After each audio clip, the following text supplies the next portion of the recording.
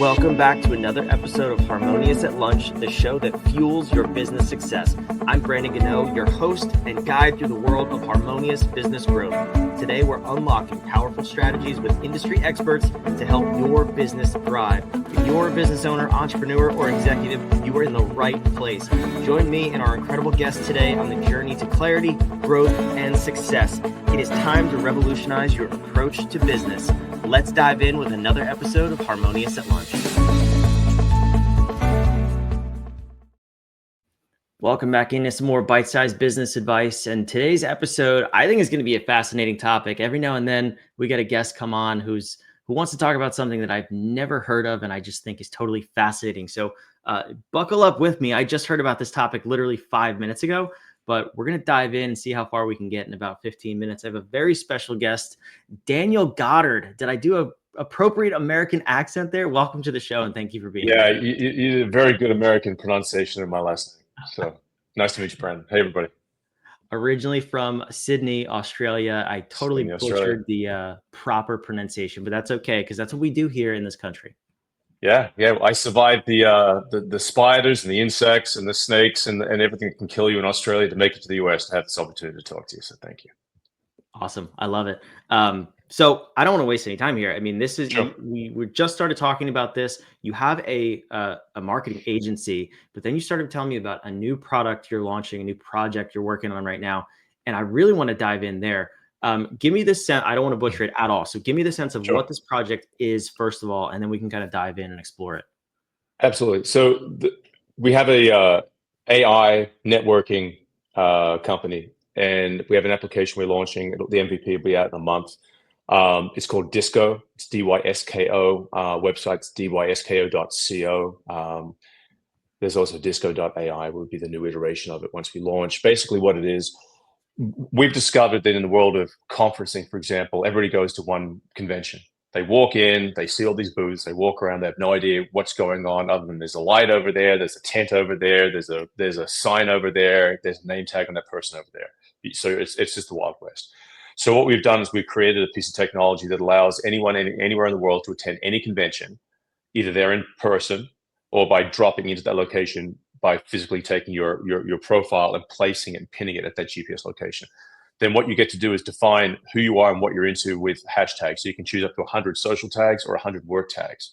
And then our algorithm then matches every single person either at that convention in the flesh or attending remotely, and then it connects you. So you and I might have 10 things in common. We might have podcasting, we may have business growth, we may have networking, but then also we have golf, chess, 10-pin bowling. So we add a personal aspect to the business experience because most people go to conventions as business, close deals, deal flow. So what we do is we allow you then to match with people that are not just into what you're into business-wise, but from a social perspective. And then the algorithm then matches you, and then we have an AI conversation that can then allow you to start talking to each other using AI-generated chatting based upon the tags you have in common. So the goal is to get to know people that are there for deal flow, but you have a personal connection to as fast as possible so you can get straight to deal flow. This also allows you then to attend, say, up to 10 conventions in one day. You could drop into, place your disco billboard, we call them, in Las Vegas Convention Center, in Sydney at the Sydney Convention Center, at the Tokyo Convention Center, anywhere. But you could be on vacation with your family or with your friends out doing something. You could be at Coachella. And then once you start getting these conversations taking place and you start matching with people, then it'll start pinging you, and then you'll get to know what's going on. So get straight to the chase and start talking to the people that matter about the things that matter, getting the deal flow. But at the same time, I have the freedom to live my life while that's happening. So I don't have to physically fly, hotel, drive, park, walk around, and do all that stuff. So it's a new technology. There is no competition to us. That's why we created it, because there's a hole in this space, and we're plugging that hole. Yeah, I mean, it seems interesting. And the first place my mind goes is, why would I ever go to something in person again? Which I'm sure you've gotten that question. You've probably asked it yourself. I'm thinking also from the exhibitor perspective, if nobody's coming, why am I here too? So how does this work? Like, are we migrating to the metaverse, so to speak? That's an exceptionally good question. Great question. See, what it allows us in one of our business goals over in time as it'll pass along. Let's say, for example, right now you've got to go to a convention in Las Vegas. You got to pay X amount of $1,000 for the booth. Okay, you got to fly your team there. You got to set it all up. 25, 30, 40,000, $50,000 later, you hope you've done some business, hope you get some connections, hope you get some sales. What we let you do, for example, let's say it's a climbing convention. We let you say, you can host your own convention at the top of Mount Everest. What does that mean? Well, with Disco, you can say, I want to have a convention at Mount Everest. So you will enter Mount Everest, you'll place your Disco billboard on Mount Everest, GPS wise, okay? And then you promote the climbing convention. It could be like, Brandon's, Boulder Beasts. That's what your climbing club's called, right? Next thing you know is that you send out through your social media, your advertising, whatever, come to Brandon's Boulder Beast climbing convention, Mount Everest. We're on Disco.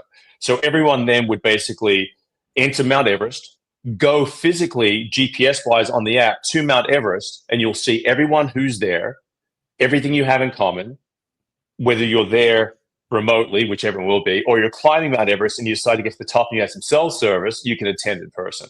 So it literally allows you to take away the need to create any convention space in the real physical world anymore. Everything can move to metaverse. Because at the end of the day, all you want is deal flow. All you want is the ability to make those work connections and those social connections that enhance those work connections. So why be there in person? Why spend the money? Why spend the time? And we have companies that say, well, you're sustainable, aren't you? And we say, yeah, like you'll reduce your carbon footprint by X. So therefore you get tax credits, you get this, you get that, because you're making a conscientious effort to reduce your carbon footprint. So there's multiple aspects that enhance the benefits of Disco from a sustainability point of view, and also just cutting straight to the purpose of why you go to any convention in the first place, which is create deal flow. So yes, the answer is in very short. Ultimately, you won't need to go anywhere in person. Yeah, I mean, we're getting the story. Yeah, it's like, yeah, it's fascinating. So I know you talked about this being a networking solution, so to speak. It seems a lot bigger than that. I'm curious to go back to the beginning though. Like, what was the origin of this idea? What was it? Were you frustrated with going to conferences or not being able to attend? Was it the small talk you just couldn't stand anymore? What was it? It's a great question. I began my career as an actor. I did over 1,000 episodes of soap opera on a show called Young and the Restless, and I've gone to hundreds of personal appearances around the world, but predominantly in the US. I've been to nearly every state. I've been to convention centers where they're hosted. I've been to the Comic-Cons. I've been to all this stuff. And you'll be standing there in a line signing autographs, and you'll have people come up to you and say, if it wasn't for you, I wouldn't have met these girls here. It's like a bunch of girls who've come together. Like your show and your character and your storylines brought us together. So you'd start to realize that there's all these people out there that basically have everything in common with everyone that they'll never meet. So how do you bring these people together? Because right now, Twitter and Snapchat and Instagram and Facebook, it's all about content posting. TikTok, constant, just constant content, just swiping. The only one that really is not about that is LinkedIn, but LinkedIn doesn't let me know who's around me. What do I have in common with anybody from a social and a work perspective? So we started saying, how do we take these strangers and never let them be a stranger ever again? How do we find these people? So what we ended up doing was, about 2 years ago, we launched the world's first augmented reality or mixed reality or virtual reality fan event. So where Young and the Restless it takes place mythically is a place called Genoa City, but there's really a Genoa City, Wisconsin, where it's based on. So we did a fan event where the cast members all dropped their Disco profiles into Genoa City, Wisconsin. Then all the fans went and dropped their profiles into Genoa City, Wisconsin. Next thing you know, everyone's matching and connecting. So fans who had the same storyline, same characters, same everything in common started connecting just like it was a fan event, a personal appearance. But they didn't have to go anywhere. And then all of a sudden, now they're forming groups of people who have the same thing in common. So the experience of watching the show is enhanced. But we can do that for anything. So that's where it came from. How do we bring people together? As the world's becoming more global every day, but at the same time, in that globality, it's becoming less familiar because strangers are now being poured into your existence So how do you get to that place where before, you grow up in a town, you have your church, you have your whatever, your school, everyone knows everybody. But now when everybody's being mass migration, it's like you've moved from Jersey, you're in North Carolina. When you get to North Carolina, you don't know anybody. You've got to start from scratch. Imagine before you go to North Carolina, you go to Raleigh, where you're based, you can drop your profile into Raleigh and be like, here's who I am, here's what I'm into.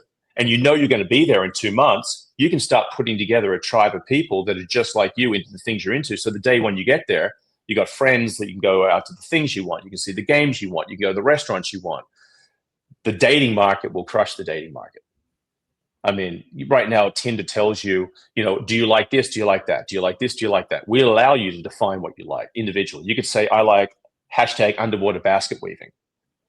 And then all of a sudden you find someone just like you, and it takes away that need to be able to meet someone, then the fear of talking. Because in the AI conversation, then we'll talk about between itself, the things you're into, and then you feel safe and comfortable. Next thing you know, you can FaceTime them. You can go back to old technology or call them or whatever. So that's where it came from, and that's where we see taking this in the future. Old technology of FaceTime. I like that. Yeah, right. Yeah. While you were talking, though, it kind of dawned on me, and I had this thought yesterday. I was sitting in church actually, and it's funny you mentioned that. And our friends were sitting a couple rows in front of us, and I had this thought. They've been there for the 2 years that we've been coming, but we only just met them a couple of weeks ago. And I was literally blind to the fact that they are there. And then I started looking around at all the other people. I'm like, I see these people. I physically see them. I don't know them. Know none of them. And I don't even know where to begin. I mean, prior to this, it was just Facebook groups. You join the Facebook group for your church, and then you'd chat to people in the Facebook group. And then when you go to church, you'd be like, oh, that's so-and-so. I talked to them the other day. You'd walk up, hi, how you doing? That's all you have right now to do that. But so disco would allow you to sit in the church while you're physically sitting in the church. You would know anyone who's on disco, they're around you. You'd start matching. You'd be like, oh my gosh, in this church, I physically have, say, 20 people that I have 5 things in common with, 8 things in common with, whatever it is. And then after church, it's straight away just meeting them face to face, and you already know what it is. So that's the goal. How do we bring people together faster and more effectively? How do we streamline the way that strangers can meet and find commonality? Yeah, but I don't even think, like you mentioned Facebook groups. People don't do that. They don't message people out of the blue. It's like you have to have something first, which your product clearly solves and does a very good job at it. I think this is what maybe Facebook was designed to do, like originally, was connect people in a maybe quicker manner. But they've got, as you mentioned, and all social platforms they've gotten so far away from that. How do you prevent disco from becoming just another one of the social platforms that are all about what you post and how you stand out? Have you thought about that long-term view? Yeah, exactly. Because that's not our business model, in the sense that we're not about content creation. I mean, you can place your disco billboard, which can be a video, whatever. Like you could place, let's say you're a stand-up comedian. You could take your profile, which could be a video of you doing your comedy with a deep link back to your website, and place it at the top of every comedy club in the US. So anyone who goes to a comedy club who's on disco, who's into the jokes you're into, you can put what style of humor, what comedians you like, they can start matching with you, and then they can deep link back into your website. That's the business model. You can show content, but at the core of what we do is we're going to stay in our lane of presenting commonalities and matching people who otherwise would never have matched, and stay in that lane. Because once you can add your Instagram or your Twitter or your whatever you want to your disco profile, so I can find you, match with you, and still go and look at that stuff. But that's not the core of what we do. And I think that because there's nothing in the market that does what we're doing, that's the mission statement and the use case of the business. Ultimately, our goal within the next year is to completely automate the human experience, where you can have your profile start at one end of Raleigh, walk to another area, and as it's walking and passing other people, it's basically you in mixed reality or you in virtual reality, and you can send it off. Send it to anywhere you want in the world, have it walk anywhere, go anywhere, do anything. Along the way, it's collecting commonalities, matching with people, and then reporting back to you. So that's the niche that we're going to conquer. So people can use it for posting content if they want, but at the end of the day, it's not what you're going to get disco for. Yeah, no, that makes sense. I think the product is fascinating. I can't wait to follow your journey here. Thank you. How the last maybe lighthearted, but also potentially quite serious question: how do you prevent all of us from becoming 800 pounds and never leaving the chair in our living room? Because it sounds like we may not have to anymore. Yeah, look, I think that technology, from our perspective, is to make the human experience better. Mhm. And ultimately, if it's about building relationships that matter and connections that will matter, I think you have to say, if you're going to be 800 pounds and never leave the house, you never would have left the house, and you'd be 800 pounds anyway. I support If you're that. if you're using it for a tool to go to a convention, or to go to, like, you're going to go to university for the very first time. You're from a small town. You're going to go to, say, Southern University down Louisiana, and you're afraid because you don't know anybody. You don't know. You're going to turn up on your first day and say, "What do I do now? Who do I meet?" Our goal is to connect these kids and fix this issue of social anxiety disorder, which 35% of all college kids suffer from. Whether you're in middle school, high school, or college, there's a generation that is very, very, they're struggling. They're struggling with meeting other people like them. So the goal is just give them the tool that's going to allow them to say, I'm going to place my disco billboard at the school. Other kids will place theirs there as well. Meet, match, connect, have conversations, meet you in person. So I suppose the only other flip side I could argue would support that would be, when you meet them face to face, you don't want to be 800 pounds, because they're going to be people that matter. Exactly. Your profile picture is you, nice and fit, and then surprise. Right. Yeah. Surprise. So yeah, you can't hide behind. Ultimately, you can't really hide behind. Look, you could use it to meet people but never meet them in person. That's fine.